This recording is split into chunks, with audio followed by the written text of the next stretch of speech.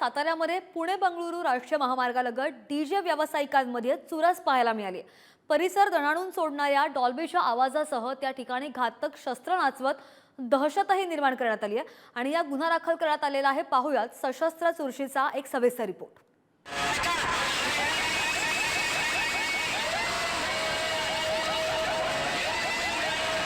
ही काही वरात नाहीये किंवा एखादी मिरवणूकही नाहीये, ही आहे खुन्नस। साताऱ्यातल्या डॉल्बी व्यावसायिकांमधली व्यावसायिक स्पर्धा। तुझी डॉल्बी मोठी की माझी डॉल्बी मोठी अशी ही चुरस। या ठिकाणी आधी 2 डॉल्बी धडाडू लागल्या। त्यांचा आवाज ऐकून गर्दी जमू लागली। ही गर्दी दोन्ही डॉल्बीवाल्यांच्या समर्थकांची होती। मग ही ठसन प्रतिष्ठेची असल्याची भावना समर्थकांच्या मनातही आली। समर्थक इतके कट्टर की आधी त्यातल्या एकानं कोयता नाचवायला सुरुवात केली। मग तलवारीही तळपल्या आणि मग लोडेड पिस्तूलही चमकलं। एकंदरीतच डॉल्बीची खुन्नस थेट जीवावर बेतण्यापर्यंत पोहोचली। जाणाऱ्या पुणे बेंगलोर राष्ट्रीय महामार्गावरती लिंब गावच्या हद्दीमध्ये 2 डीजे व्यावसायिकांमध्ये खुन्नस झाल्याची पाहायला मिळालं। मोठ्या प्रमाणात दोन्ही गटाकडून वादावादी झाली। यामध्ये कोयते असतील, तलवारी असतील देखील नाचवण्यात आल्या। तुझा आवाज मोठा डॉल्बीचा का माझा आवाज डॉल्बीचा मोठा, यावरून या परिसरामध्ये मोठ्या प्रमाणात आवाजाने धुमाकूळ घातला। गणेशोत्सव काळात डॉल्बीचा आवाज असह्य झाल्यामुळे अनेकांना जीव गमवावा लागला। त्यामुळे डॉल्बीवर बंदी घालण्याची मागणीही जोर धरू लागली आहे। पण इथं जमलेल्यांना डॉल्बीचा आवाज जीवावर बेतू शकतो हे ठाऊकच नसावं। त्यामुळेच बहुधा त्यांनी पुणे बंगळुरू हायवे लगत हा धिंगाणा घालत प्राणघातक हत्यारही मिरवून दहशत माजवली।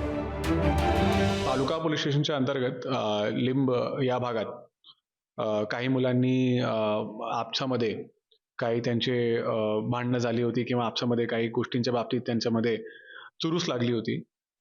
ह्या कारणावरून त्यांनी डीजे वाजवून मग त्या ठिकाणी लोकांना त्रास देण्याच्या उद्देशाने, एकमेकांना त्रास देण्याच्या उद्देशाने सगळे जमा झाले होते। त्याच्यामध्ये शस्त्र आणि इतर गोष्टींचा पण त्यांनी त्या ठिकाणी डिस्प्ले केला होता। याच्यामध्ये 40 जणांवर गुन्हा दाखल झालेला आहे। याच्यामध्ये 7 जण अटक। डॉल्बीचा आवाज स्पर्धेत वाढला तर तो जीवावर बेतू शकतो। रुग्ण आणि वृद्धांना, विद्यार्थ्यांना त्यामुळे चांगलाच त्रासही होतो।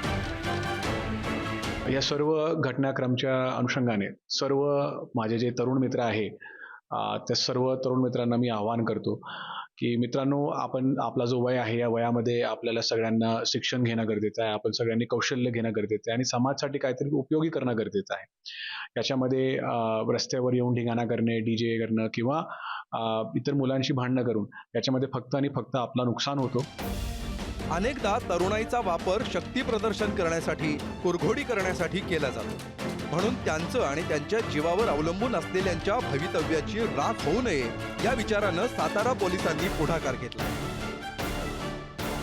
सर्व जे असे मुलं आहे ज्यांना संधी नाहीये, ज्यांना इतर गोष्टींची माहिती नाहीये, अशा सर्व मुलांना आम्ही कौशल्य विकासचा आम्ही संधी देतो। त्यांना 100% आम्ही प्लेसमेंट देतो आणि संपूर्ण हा जो प्रकल्प आहे हा मुफ्त आहे। म्हणजे याच्यामध्ये कुठल्याही प्रकारचे आम्ही पैसे, निधी काहीच मुलांकडनं घेत नाही आणि आपल्या सगळ्यांना चांगल्या नोकऱ्या, चांगल्या आपल्याला स्किल्स या माध्यमातून आम्ही देत असतो। त्यामुळे सर्व तरुण मित्रांना माझा आग्रह आहे की आपण ह्या प्रकल्पामध्ये सहभागी व्हा। या प्रकरणात अनेकांविरोधात गुन्ह्यांची नोंद झाली आहे। अनेकांना बेड्याही पडल्या। किरकोळ वाटणाऱ्या पण अनेकांचे आयुष्य वेठीस धरणाऱ्या या घटनेची पुनरावृत्ती होणार नाही ही काळजी घेण्याची गरज आता निर्माण झाली आहे। साताऱ्याहून साई सावंतसह रशीद इनामदार, पुढारी।